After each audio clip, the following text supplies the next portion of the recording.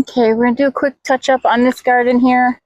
This has got some volunteer sunflowers, some transferred in sunflowers, and most importantly, the basils in here. I had taken care of this bed, but when I put the basil in, I didn't weed it again, and I really should have. We had another nice rainstorm, so that tends to make the weeds just completely pop out.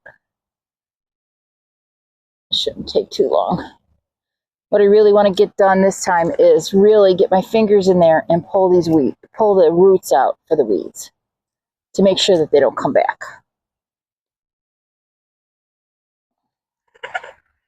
And weeding shouldn't be just a short-term process. It should be something you do over and over again.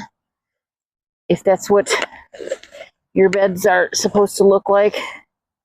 I was just watching a video the other day that said something to the effect of they would pick and choose which weeds they would keep. So if they came across cilantro that had naturalized, they would leave it, and if it was in patches, but sometimes it would get places where it wasn't supposed to be, so then they would get rid of it. So it all depended on the plant, and they were doing an integrated plan where things were mixed up. And I guess I'm old school. I like everything separate and in harmony.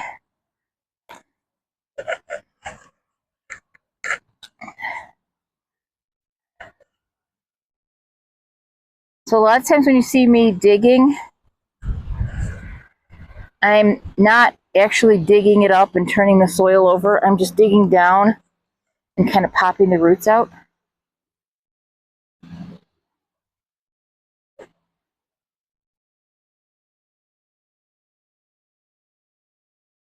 And then again, even though I don't have gloves on today,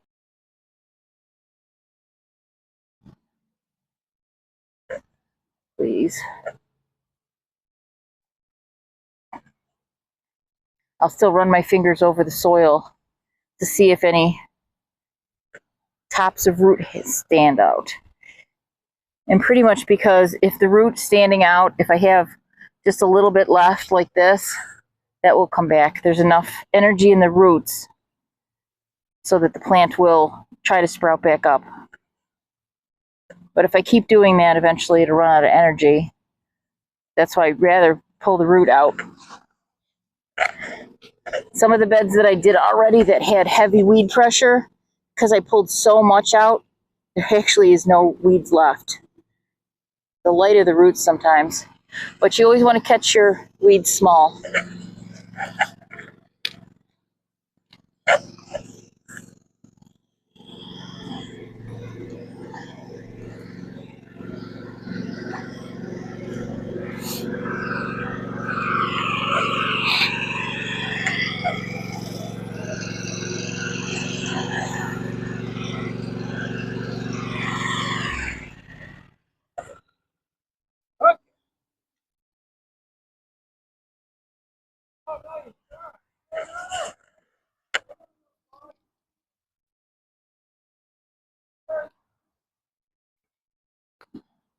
Best time to catch a weed is when they're small.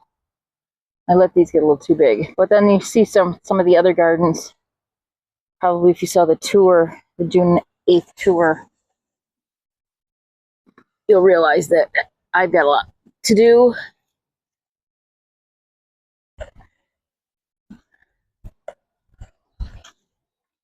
My garden needs a lot of help, but it's only because I wasn't able to tend to it last year.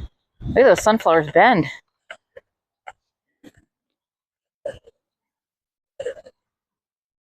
So.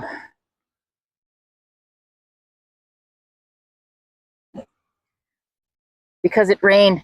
One of the best things is when it does rain, the weeds come up easier because they'll come up with the roots. You might get more of a clump, but you do get more of the weed out.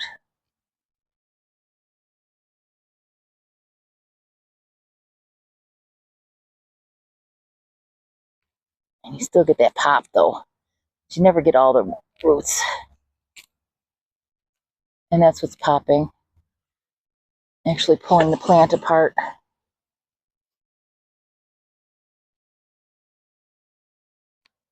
Let's root for that one. All gardeners will relate to this. The gardener's fingernails.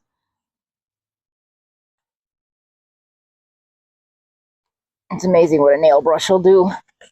Little house spider. I'm sorry, I didn't mean to interrupt you. Can I have this little weed? Thank you. I will leave you alone. You go your way, I'll go mine. Oops. Around, look behind me here.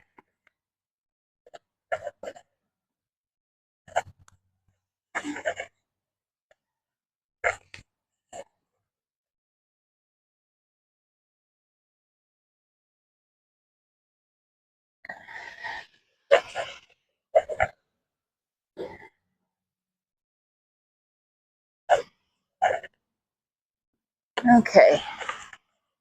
What are you? You don't quite look like a sunflower completely. But then you do. But you know what? I've got enough sunflowers in this bed. I'm so sorry. You're going to go.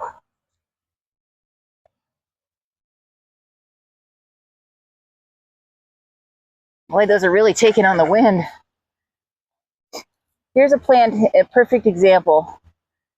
These would have probably been the first leaves that it had, but not the first true leaves. After a while, the plant will get tired and it will let them go. And it's no big deal. They get yellow, they fall off. I find it's usually better to remove damaged leaves because you're asking for things to come in and invade, and maybe they'll get into the healthy plant.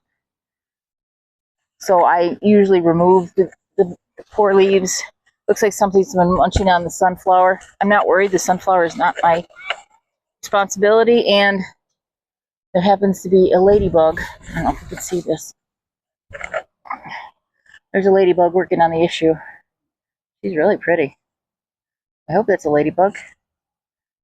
Lady beetle. Okay, a little change of camera angle here. And the lawnmower just went by.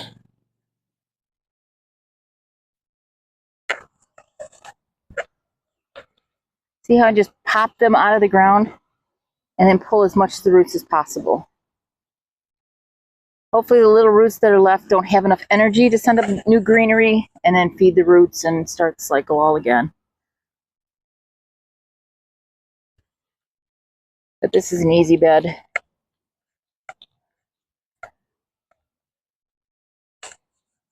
Again, catching the weeds small is always the best.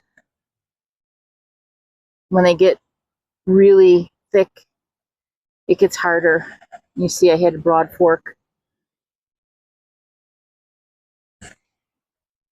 I like my basil under sunflowers. Don't ask me why. I just have always done it. There's always been a volunteer in this plant, in this bed, and now I've started just moving them over. I don't have proof that it slows down the bolting. I know that basil really likes the heat and likes the sun. I think it just makes my plants grow slightly slower. So you see now what I'm doing is I just see I rub my hand. I think you can see that right there. See that when I rubbed my hand, it didn't move. It's staying. So that means that they're still attached to the roots. So I want to pop them out of there and get as much of those roots out as possible.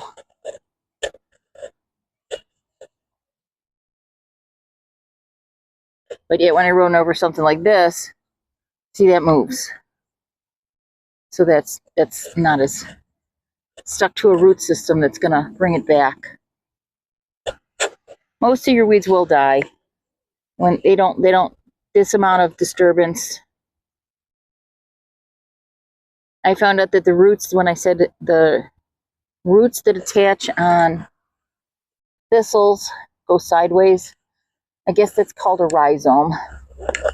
I'm still not completely sure, but I've seen like 2 videos about that since. So this is not a technical channel. This is a technique and a little bit of cleaning, and maybe just a tiny bit of humor. Although I'm not funny. I've been told you're not funny. All right. I'm going to call that. I got a few weeds over here.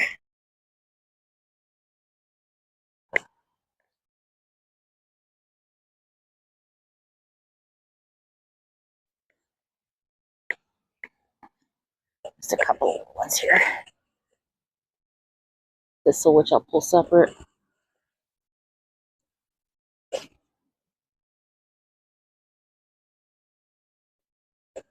And as I walk by the beds, I usually just pull a few weeds here and there. Yeah, this will go. There it is. There you go. See? Run my hand again. I found one. All right, that's it for this bed. Thank you for watching.